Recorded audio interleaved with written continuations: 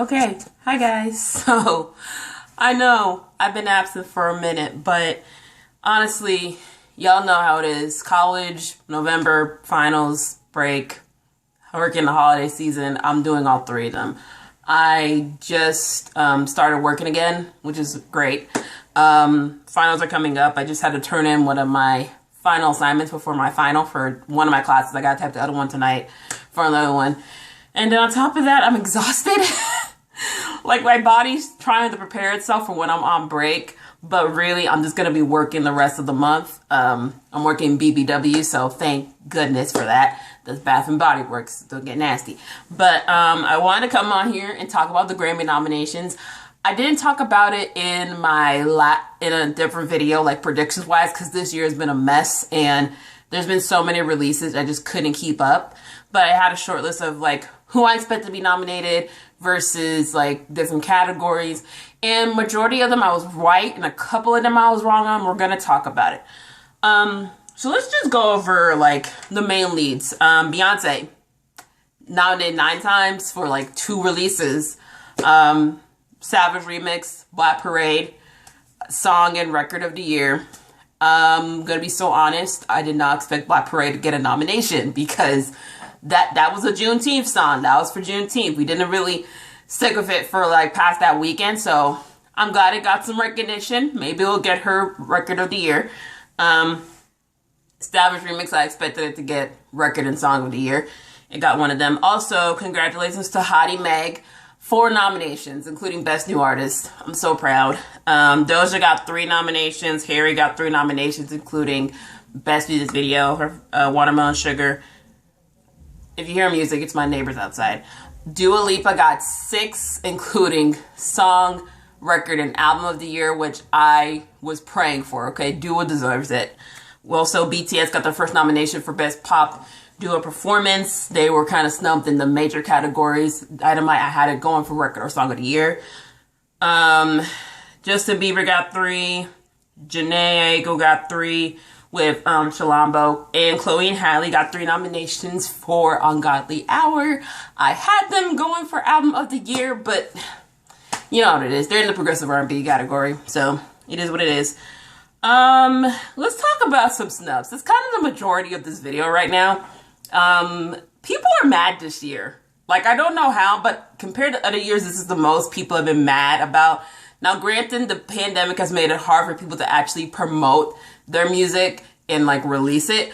But we've had some good music this year. And, you know, the Grammys, we always call them the Scammies because they're a complete mess. The biggest snub, in my opinion, were The Weeknd and Women in R&B. Let me go on Women in R&B because The Weeknd's going to take a minute. Women in R&B.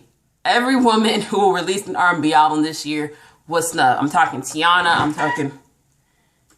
I'm sorry, y'all. My outlet almost fell, guys. I'm just like, what the hell? Okay. Back to what I was saying. Tiana Taylor got snubbed. Summer Walker got snubbed. Brandy got snubbed. And even if like B7, it was still a good R&B album. We had JoJo, Keon Day, Dog on, you know, SZA with Hit Different. I don't know if she submitted, but we did, you know, see a lot of snubs for women in R&B. Now, granted, you know, the R&B album I didn't expect to get nominated, Luke James, I'm happy for him. But the fact is you had so women in R&B have been pulling their weight. They've been carrying this year. And the fact they were nominated is just a slap in the face. Also, I like to point out Latin artists were blocked out of the major general categories this year. You know, Bad Bunny got Best Pop Duo, and he also got Best Latin Album. However, Bad Bunny really killed it this year in terms of record sales. Like, Billboard, he charted really high. So, I'm surprised he didn't get Album of the Year. R&B performance, we got, you know, Janae and John Legend with their song Lightning and Thunder. We had Black Parade. You know, really, it's just, it's really confusing. Let's talk about Justin Bieber. Well, actually, no, let's get on to The Weeknd. The Weeknd got 0 nominations, and he's pissed, as expected. But then he's going on a full-out rant. He's been ranting for the last 24 hours, and allegedly, this is what's being said, and even he confirmed it a while ago, that the reason why he was snubbed is because the Grammys gave him an ultimatum because he's doing the Super Bowl. They're like, okay, do the Super Bowl or do the Grammys and we'll give you a nomination. And according to him, they've been preparing the performance for weeks now. And so basically he chose the Super Bowl because it's more money, more exposure, if we're going to be honest. Even though Super Bowl and Grammys are low ratings, Super Bowl gets more ratings than the Grammys. So he chose Super Bowl and they said, okay, we won't have you. And you know, we know people get snubbed. Like, regardless if you like The Weeknd's album or not, it was a really good album. And it charted. We've been hearing Blinding Lights since the beginning of this pandemic. So it was expected for him to be nominated, at least like in the general category. Now, Justin Bieber. So Justin Bieber got 4 nominations, 3 of them in the pop category. He got one for Changes for Best Pop Album and Pop Solo for Yummy. I know he got one for Dan and Shay. I think he got the duo performance with a duet he did. He decided to go and post a note saying, thank you for the nomination, but my album is an R&B album, not a pop album. Changes was not a good album. Let's be so for real right now. Changes was not a good album. It should not have gotten nominated as much as it did. Like, honestly. And the fact, the note reeked of entitlement. It reeked of entitlement. It reminded me back when he was nominated for Best New Artist and another person got that one and everybody was hating on her, even his fans. And he just like egged that on. It's just like, bruh, your album was not that great, okay? Journals was an R&B album. Changes, that was a pop album. You may have thought it was R&B. You may have thought you put influence in there, including the R&B and rap features. It was not an R&B album, okay? Be lucky you even got nominated because a whole bunch of people got snubbed this year with the amount of music that came out. So Justin just needs to shut up. Shut it.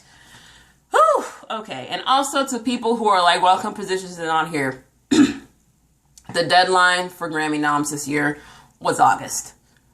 Positions came out in October. Plain and simple. Literally every year y'all do this. It's like y'all know the deadlines for these submissions. As much as y'all pay attention to the Grammys, y'all know the deadlines for these submissions. But a couple of predictions of who I think would win. Pop Solo, either Cardigan or Don't Stop Now.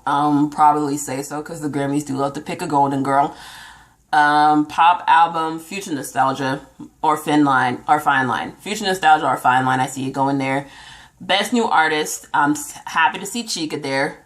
I don't know why Noah Cyrus is in here as well. Like, I haven't heard her release anything in like over a year.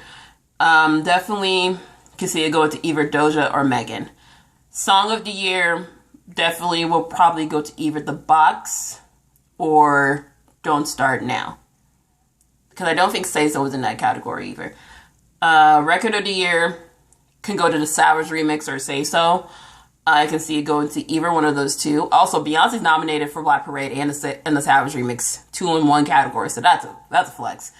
But I do see it going to either Savage or Say So. They both had a big moment in regards to just sales and the popularity on TikTok. Album of the Year, they ain't gonna give it the Folklore because really Folklore wasn't winning that poppin'. We haven't seen R&B take Album of the Year in a minute, so I don't know if it's gonna be Shalambo. But I do see it going to Future Nostalgia or Hollywood Bleeding by Dua or Post Malone. So those are my predictions. Also, shout out to Burna Boy. He got Best Global Album nomination. I said it earlier. Shout out to Luke for getting Best R&B Album nomination. Also, Chloe and Halle and Shalambo with Ollie Hour got Progressive R&B Album. Y'all know it's a new category. And then, you know, for Best Latin Pop Album, we got Bad Bunny. Tiffany Haddish got nominated for Best Comedy Album with Black Bar Mitzvah. Brown Skin Girl got nominated for Best Music Video, so that's another nomination for Beyonce. And Black is King got nominated for Best Musical Album. So, there it is. I'm not as, like, pressed about nominations because I knew there was going to be snubs as there was every year. So, yeah. The Grammys are the 31st. I'm predicting it's going to be virtual because the U.S. numbers for COVID are just a mess right now. And we probably won't have a nationwide lockdown until Joe Biden goes into office. So definitely expect it to be virtual, or they're going to modify it to where the celebrities can come and have them tested before the event. So I don't know why, but I'm thinking about this Rock Nation brunch, question mark. Why am I thinking about the Rock Nation brunch right now? We're in a panoramic. Okay. But that was all my thoughts on the Grammy nominations. Let me know in the comments, how do you guys feel? Was your favorite artist snubbed? Were they nominated? Do you think that your person's gonna win it? Let me know in the comments down below. I will be back with new videos on Saturday. I'm going back home for Thanksgiving. It's gonna be short. This is the shortest I'll be home because I have to work the rest of the weekend. So anyways, girl, peace out, more love. Have a great holiday. Bye.